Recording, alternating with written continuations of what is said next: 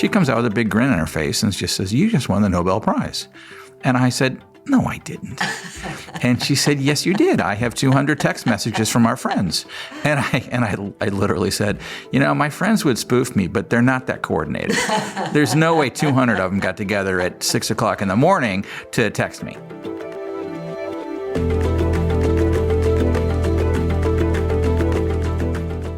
Welcome to The Other 80. I'm Claudia Williams.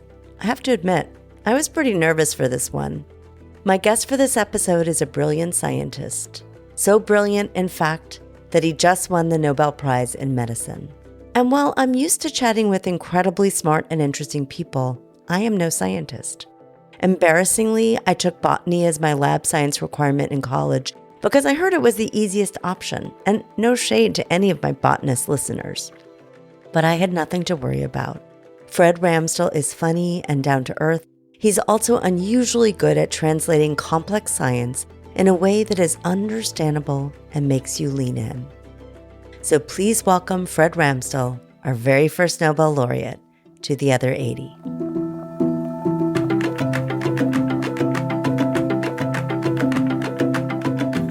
So great to have you on the show. We are sitting here on the 19th floor of a hotel in Taipei, which is not where I thought I'd be interviewing you. Also, I'm a little intimidated because my guest, who you'll hear from in a minute, just won the Nobel Prize in medicine, which is amazing. So to start with, what's important to know about you beyond the science? It's important to know about me besides the science. I guess I would say I'm a huge dog lover. My wife and I do not have children, so we have dogs instead, so they sleep on my shoulders most evenings. I have a 14-year-old Gordon setter who is half deaf, half blind with congestive heart failure, but he doesn't know he has any of those problems. He has a great life. He is the model for how we should all age. And then I have a 13-year-old husky something rescue, not sure what she is kind of thing, who is quite adorable. Oh, that's amazing. You told a very funny story in one of the interviews I listened to, which was getting the call and not believing that you won. It's worse than that. So there's really only one phone call that I know of that anyone gets between midnight and 2 a.m. That's not a family member being... That's good. Right. It's always somebody needs bail, somebody has died, something like that, right? There's one phone call in that I can think of that's good. I missed it. There's only 1,000 people ever who have gotten this prize. I missed the phone call because I was off in the mountains with my dogs in the snow east of Yellowstone, off grid, which is very common for me. We were at the end of a 3.5-week camping trip. Old dogs, we don't backpack anymore. They're too old. They can't hang out backpacking. So we just camp. We drive through some little town in the north end of Yellowstone, and Gardner, I believe. And my wife's phone basically blows up. And at about the same time, I pull over to let the dogs go out and go pee and go run around a little bit. And I hear her scream, my God, in the truck. And which, again, could be something bad. Well, it could be. We're in bear territory. But I'm like, well, there's no bears here. What's going on? She comes out with a big grin on her face and just says, "You just won the Nobel Prize." And I said, "No, I didn't." And she said, "Yes, you did. I have 200 text messages from our friends." And I literally said, my friends would spoof me, but they're not that coordinated. There's no way 200 of them got together at 6 o'clock in the morning to text me. And so then I called one of my fellow laureates, a woman named Mary Brunko, who I've known for a long time. She and I did the work together at a little company in the Seattle area. And I called her, and of course, she was shocked, et cetera. And then I began to call friends and people colleagues who had sent me stuff. So I spent the whole rest of the day or afternoon or evening calling people. And finally, at some point, this was a Monday, I realized we should go get some food. So we're in Livingston, Montana, 10,000 maybe. And so we just go to the nearest place we can find, which is an Irish pub. And we sit at the bar while Monday Night Football is playing in the background. Oh, no, you see your photo. And this is Livingston, Montana. They don't care. So this place is packed. And I'm just looking at my wife, Laura, and saying, no one in this bar has any idea what just happened to me in my life. It was totally crazy. So no, I did not see my phone. I have yet to see an interview I've given. I have yet to see the cover of the New York Times. I have yet to see any of the stories or hear any of the interviews that are written about me because I really don't like listening to my voice or seeing my picture. So Okay, I'm trying to avoid good to know for this podcast. I'm not going to listen to this podcast at the end of the day either. So, oh dear. Okay. I got over that, by the way. It's possible to get over it. It's probably been a whirlwind of a few months. And I'm just wondering, has anything shifted for you in the way you look at your role, in the way you think about the future of your work? Yeah, absolutely. So I had ironically tried to retire about 18 months ago. So I had actually left my day job. I worked for a small biotech that I helped found. I left that job, and I was on the scientific advisory board for that company, still am. So then this happens, which as everyone who knows me now realizes has completely screwed up my retirement. So aside from the fact that I have, as of today, 44 plane trips this year, which is a lot, even for me, it has made me rethink a role. I have a voice now that people actually pay attention to. We are sitting here. 6 months ago, you and I would not be doing this. By the way, you don't have a lot of podcast episodes out there because we checked. I have zero. I have no This social. Is the first one? I think so. Oh, goodness. I think so. I have no social media more presence because pressure. I was never on social media. Yeah. So I get it. I understand that. I'm not. There's no complaint there in the slightest bit. But people actually pay attention to what I say now, which was not true 6 months ago. And so what do you do with that? And so it's not like I'm going to take a job and go back into the lab and restart the research that I was working on. There are actually people who are far more talented than I am who are doing that already. They don't need me to do that. That's working quite well. But I can talk about science writ large. I can talk about the status of science in the United States, certainly biomedical science. I can talk about how innovation occurs and gets translated into something useful at the end of the day. So there are other ways, I think, that I can use this newfound voice that might be impactful in a different way from the science that I actually did before. That's a great way to use that platform. I'm still figuring out what it's going to look like, to be honest, but more time in Montana for sure, no matter what. Absolutely. Let's start digging into your science. I prefaced this conversation with saying I am not a scientist, and neither are most of my audience. I think it is incumbent on us to understand these discoveries and where medicine and science is going. And I love how you make this material very accessible to people. But your work focuses on regulatory T cells, which are kind of the immune system brakes. We'll get into some other analogies later. And the hope is that if we can harness these cells for autoimmune disease, we can go from treating the symptoms of things like arthritis, rheumatoid arthritis, and MS, to actually addressing the imbalance that creates them in the first place.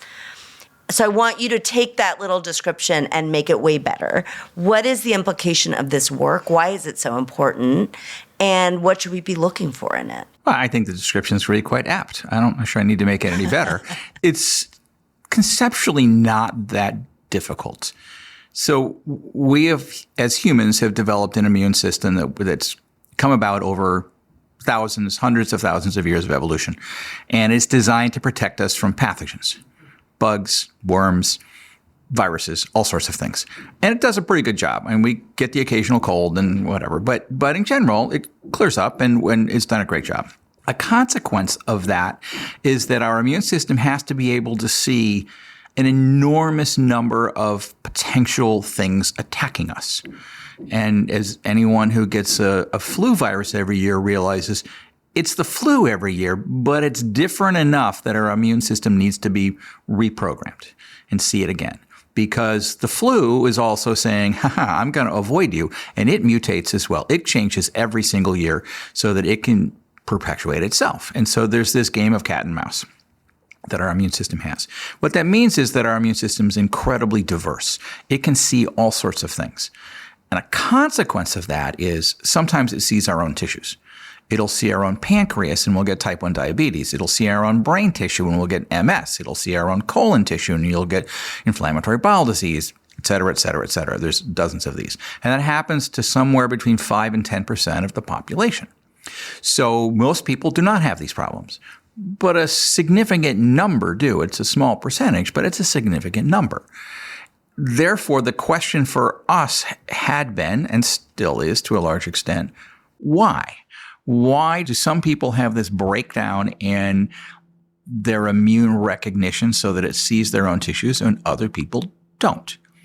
And people have been working on this for generations. There was a Nobel Prize in 1960 around the concept of this and showing that this concept is true, but at that point, there weren't the tools and the knowledge and the depth to understand how.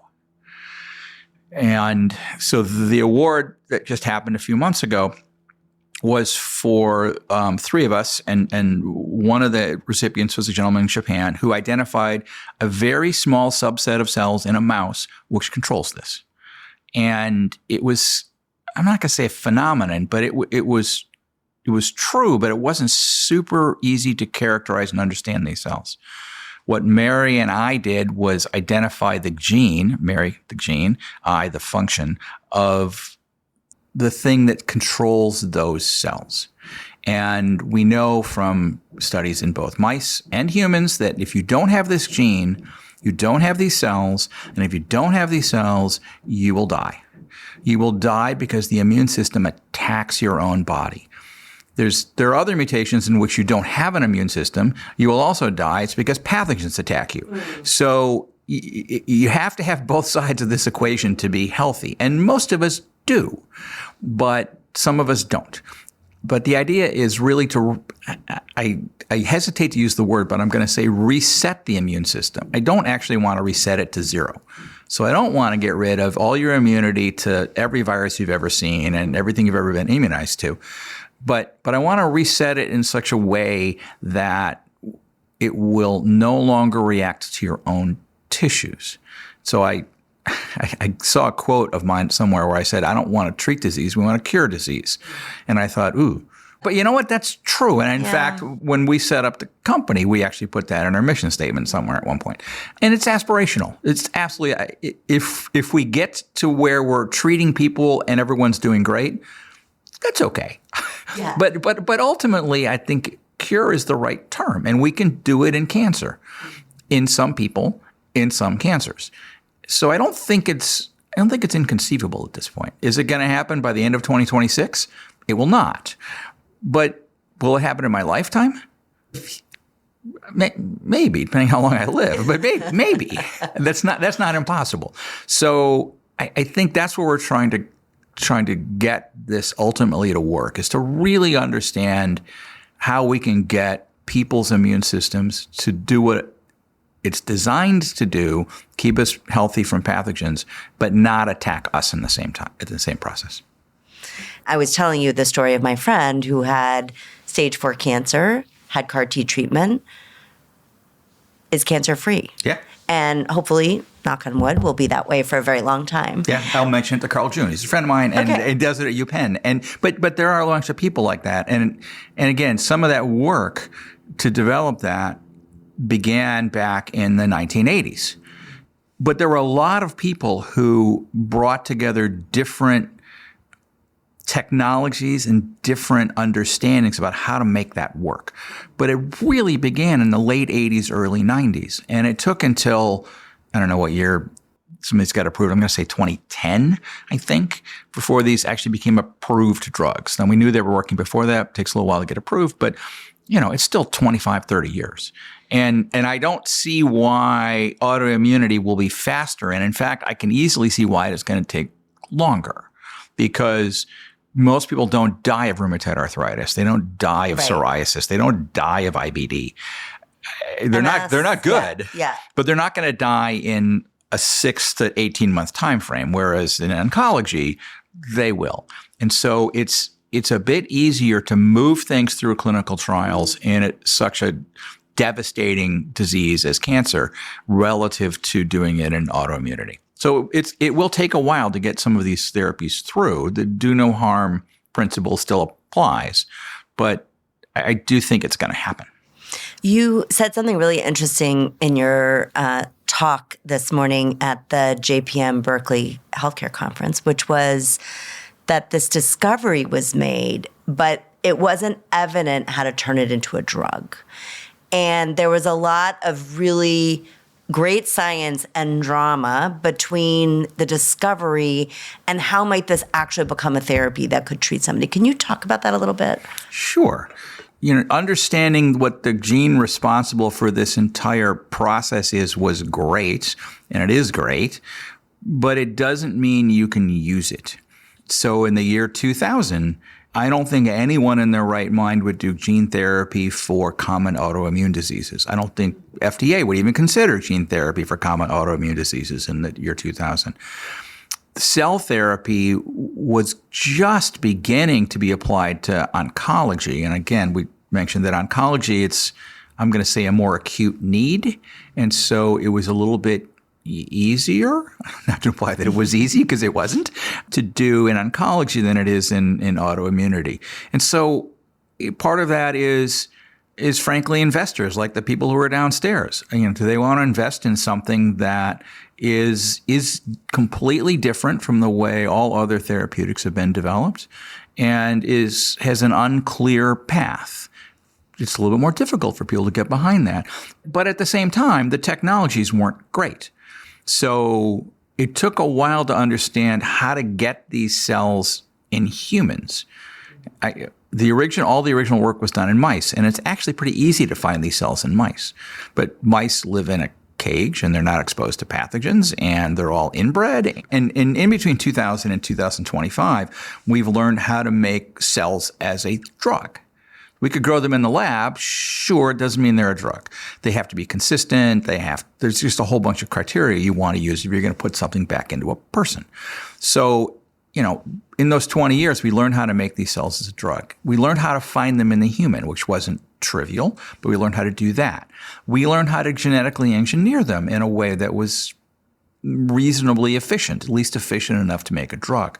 And so there's a bunch of technologies that have opened up the ability to do this. And those continue to develop, and this will get easier and better and faster over time. But the technological advances really enabled this discovery to then move into becoming a useful product. Fascinating. It's so exciting to think that we're right at the threshold of what is possible, right? That this is just the early innings, early stages. There'll be disappointments. There'll be things that are exciting. Yeah. But that my analogy. Sorry, I cut you off. My analogy is that we're using that cell phone that people saw in the 1970s to look like a brick with an antenna on it. Right. That was ridiculous, and only really rich people would ever use that, and it was silly. Without that, we don't have iPhones in our pockets. Yeah. And so I don't know I'm hoping what we're doing right now isn't quite that bad, but it's certainly not the iPhone we have today. And this will continue to get better. As humans, we're really good at solving technological problems. If we know what the problem is, historically, we're pretty good at figuring out an answer. And so I'm pretty confident now that we know the problem in peripheral tolerance, that is the breakdown of our immune system recognizing our own tissues. Now we know what at least part of that problem is. We'll be able to engineer our way into a solution. You did not attend UC Berkeley, but you did attend UCLA. Berkeley rejected me, by the way, so I'll just point that out. You said that straight to the chancellor this morning. He was nodding. Spent time at NIH, and then pretty early in your career chose the path of working in biotech, working in industry. Correct. And I thought it was an interesting discussion this morning that you brought forward to say, here's why I picked that. I picked that because it was exciting. It was where the really deep collaboration was happening. There weren't as many barriers to interdisciplinary work. Say more about that, because I think people think of academia as where the best, purest discovery happens. And I think what you were saying is, hold on a minute, there is this other path that looks different, and it can create kinds of advances that might be actually hard in academia. Say more about it's that. True. I was looking at both academia and biotech when I was leaving my postdoc. And I realized that my future colleagues at Immunex were as smart as anyone I would work with in academia. But I would work with them really closely.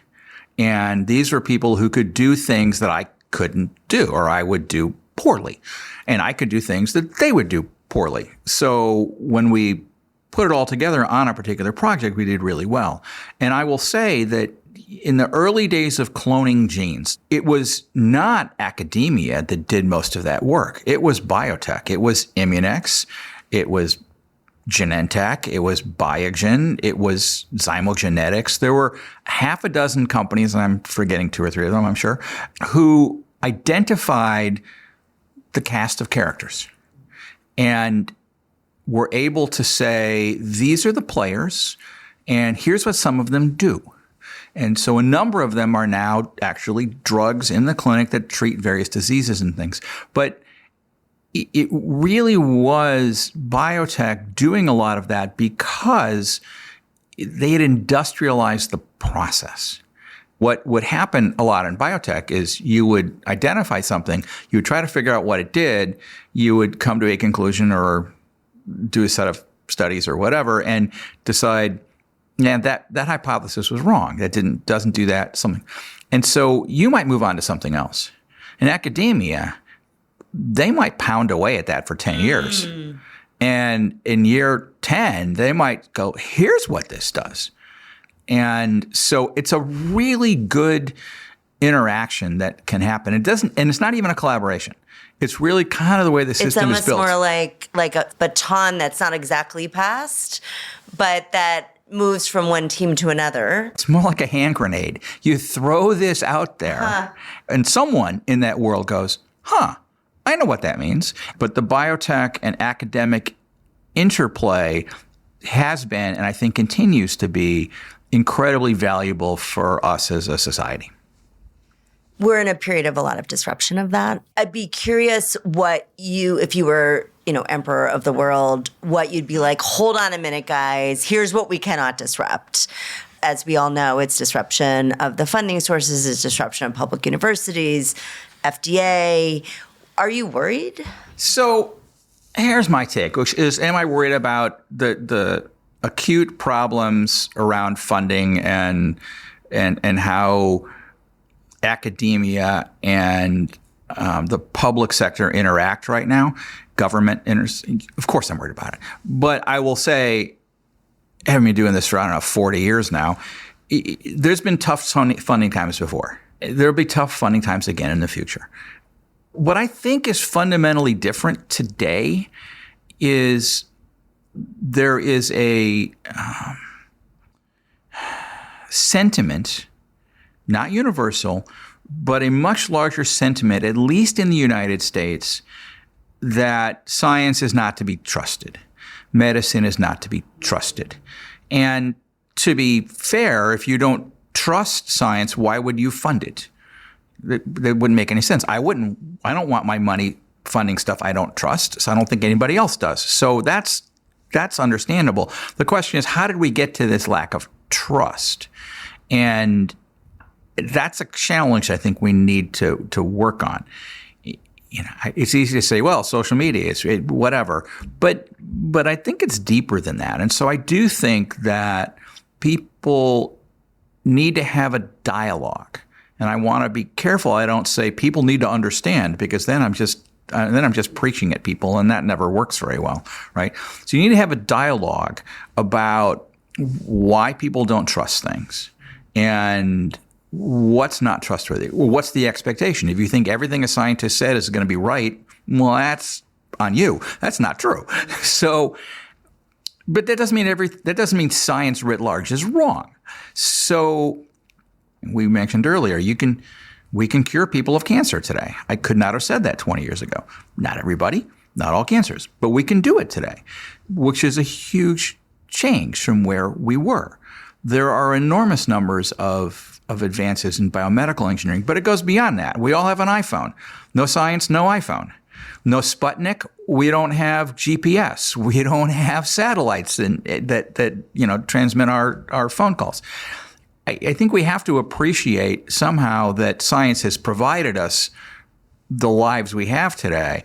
How do we have the dialogue and ensure that people are on the same page of what we want to do with it going forward? Because we need to get back to a place where, I won't say there's respect, but there's understanding of the goals of what we're trying to do. And I don't think we're there right now. And I'll give you a parenthetical analogy, which is just kind of silly. But being in Stockholm for the Nobel Prizes, I'm in a country where scientists are considered essentially rock stars almost. Motorcades with the lights going on and people standing on the sidewalks watching my car go by. It was crazy. I mean, this is something that I think culturally they have embedded and that they take very seriously. And so right now the contrast between that and the U.S. is pretty significant. And I think one of my goals really is to try to figure out how do we get back to a point where we can actually talk about these things and come to some common understanding. Where we saw a lot of the folks that were skeptical of vaccines were in diseases and conditions where people felt abandoned, where they felt like, whether it was autism or even autoimmune, where there really hadn't been meaningful progress. Symptoms are often kind of not attended to or gaslit even. And so there have been these domains of health where the science has made progress, but not in a way that people really feel like they've been seen and heard. Correct. And so it's interesting to me that your discoveries are in one of those domains, because I think that's been true of a lot of autoimmune diseases. Yeah. So, and I don't know where that puts us exactly, because we're still going to have mysteries. We're still going to have areas that we don't exactly know what to do. And it actually made me think about another aspect of your work that I find really interesting, which is, and I'll say this as a non-scientist, it's a more ecological way of thinking about the body. It's not trying to like hammer down problems as they come up. It's saying, how do we put this back in balance? Yeah. And I'm curious if you think that concept, that way of approaching medicine, has deeper implications for how we think about health and medicine. I do. But I do think there's some implications there. And some of it is when people haven't seen, I would argue, truly meaningful change in some of these situations, I think there's a void. And I think a risk is that, I don't want to say fake science, but other non-proven theories take up the space. And I think that is a challenge. And obviously in today's world, information moves at the speed of light, but so does disinformation. So it's really difficult sometimes to separate what's actually reality versus what's perception. And so I think, as you pointed out, that it can be a challenge for consumers, non-scientists, to understand what's actually science and what's not science now. We need to be much better aligned than we are today, because the current situation, we will get through this, but not if it lasts for 20 years. I mean, we'll lose a generation or two, and that's a tragedy. Is this one of the areas you want to focus on? I do think it's important. Yeah, exactly how to do that, I'm not so sure. Yeah. But I do think it's really important, because we can't afford to lose a generation, but I think that would be tragic. And, as an American, you could take it nationalistically, because frankly, if the U.S. has been by far the most innovative country for the last 50 years in, again, biomedical research, you could expand that, I'm sure, but I'm not going to try. But if we're not going to do it, someone else is. I mean, there are plenty of smart people around this planet, and they'll take over. And so if you want an economic argument, I'd hate to lose the economics of that, which is billions and billions of dollars, to other countries. Now, I think it's great that innovation should come from everywhere. I don't have a problem with other people being innovative. Competition is good. Right, but competition is good. And I think it all boats rise. And I would hate to see us not continue to lead that field. Well said. Your path is quite remarkable in that you started in community college, which many kids in California do. What more do we need to do to make sure that the avenue of possibility is open for every kid that is coming up? So I actually don't know that I think that system is terribly broken, to be honest. I think, so I've been out of California for a long time and I've been out of the educational system for a long time. So my opinion on this is probably not worth very much. But I do think that the tiered system that California had established of community colleges, the state schools, and the UCs actually provided opportunity for a lot of people. Now, does everyone have the financial resources to get through that? Maybe, maybe not. Oh, I'm sure the answer is no. But what's the fraction? It's probably big if you want to go through that kind of route, which it worked for me, right? I took out loans. Now, they were smaller loans and it wasn't a big deal. And I was never burdened by my loan. And I know people are today. So I know it's different, but I don't think it's terrible. What I actually worry more about is representation of, this is a bad word, diversity of thought and perspective in some of these fields. I mean, biomedical research, I can't tell you how many African-American people I've worked with. I should be able to tell you because I can probably count it on two hands. It's very small. It's a very small fraction. I don't understand the genesis of that, but I don't think it's good. I think perspective is really important. I think women's representation is really quite high, although I don't think it's as high as it needs to be at the upper levels of some of these organizations. So I'm worried more about getting the diversity of opinion and perspective and just thought processes into this than I do about mass. I don't know that we need more people. I think we need additional variety of people. So to me, I'm less worried about getting more people into college and through STEM than I am making sure that the people who typically aren't into that have that opportunity. You can't force people to go into STEM, but they have that opportunity. And I don't know that that's true. You've often said that, which I think is true of all of us if we're going to be honest, that you are often wrong. Tell us about a time when being wrong led to something truly remarkable. Well, my prioritization of the genes that got us the Nobel Prize is certainly one of those. So if I remember right, there were 20 options. Yeah. The one that ended up being correct was the last one you had prioritized. Right, and I prioritized it last because it was my least favorite choice. And for I had very logical reasons for why I prioritized it last, and it turned out to be the most important thing that I ever did in science. Great. So I was completely wrong in the way I prioritized it. Okay. But there's a lot of examples where, I had a hypothesis about something being the cause of something, and it wasn't. But that doesn't mean along the way you didn't learn something else about that process. And so I think that's incumbent on anyone who's a decent scientist is you follow the data. You have a hypothesis. You think this is how it works. You test it. That's not how it worked. But I learned this. So that's okay. And as long as you keep doing that, it's fine. You can get in trouble when you try to force the data to fit your hypotheses, then that doesn't work very well at the end of the day. But there's a lot of times where we tried to do things and it didn't work. The company I started with, where we did the FOXP3 and the cloning of this gene and figured all this out, that company, the entire original premise of that company, which was to treat autoimmune diseases, turned out to be wrong. And it wasn't my hypothesis to begin with. I somewhat inherited it, but it was fine. We tested it and turned out to be wrong. And I had to go to the board, and the scientific board in particular, and tell them we're going to stop working on this because it didn't work. It didn't make sense. And I had one of our senior scientific advisors tell me I'd walked to the brink of greatness and turned away. And I just looked at him and as a slightly obnoxious 30-year-old at this point or something, and I just said, I think I walked to the edge of a cliff and avoided falling off and dying. Get out of my office. This is our company, not yours. You're an advisor. Thank you very much. But you can't be afraid of being right and wrong all the time when you're doing this. If you are, you'll never make any progress.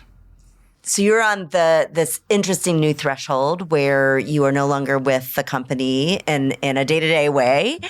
What are 2 or 3 things you want to be spending time on in the next 6 months? So some of this is science education, for sure. There are a number of other organizations, companies, nonprofits that have reached out, not surprisingly. Some of them are actually pretty interesting and very, very forward-looking, very long-term.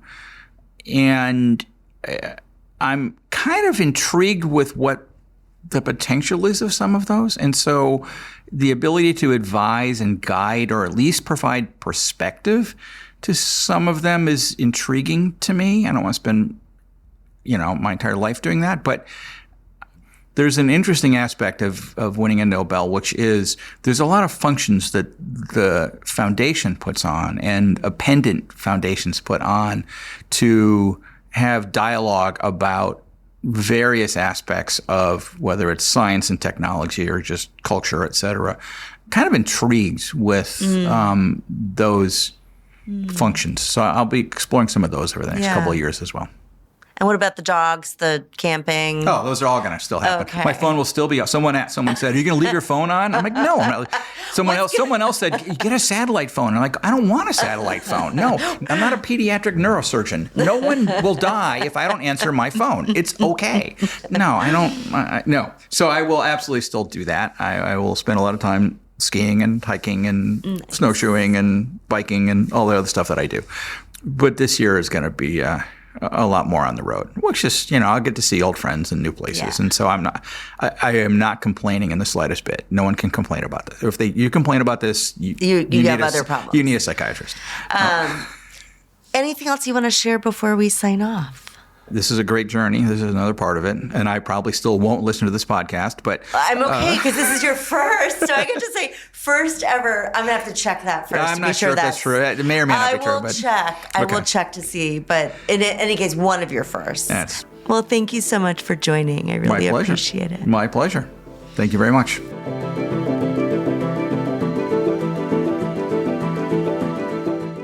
My husband works in regenerative agriculture, where a really exciting transformation is taking place. Attention has shifted from mechanistic farming, see a bug, spray pesticides, to a more ecological approach focused on balance and interdependence. If you've read Omnivore's Dilemma or Braiding Sweetgrass, you know what I mean. And what I love about Fred's work is that it brings a similar frame to health. Instead of playing whack-a-mole with symptoms, suppressing flare-ups, tamping down inflammation, managing downstream damage, it asks, what would it look like to restore balance? We can keep treating symptoms in our bodies, in our healthcare system, or we can build the conditions for balance and health. This podcast was created by me, Claudia Williams. My podcast producer is Avery Moore-Kloss. Check out the show notes for more information on Fred Ramsdell and his Nobel Prize-winning work on T cells and the immune system. There is more information on my background, this podcast, and our guests on our website, www.theother80.com. Until next time, I'm Claudia Williams.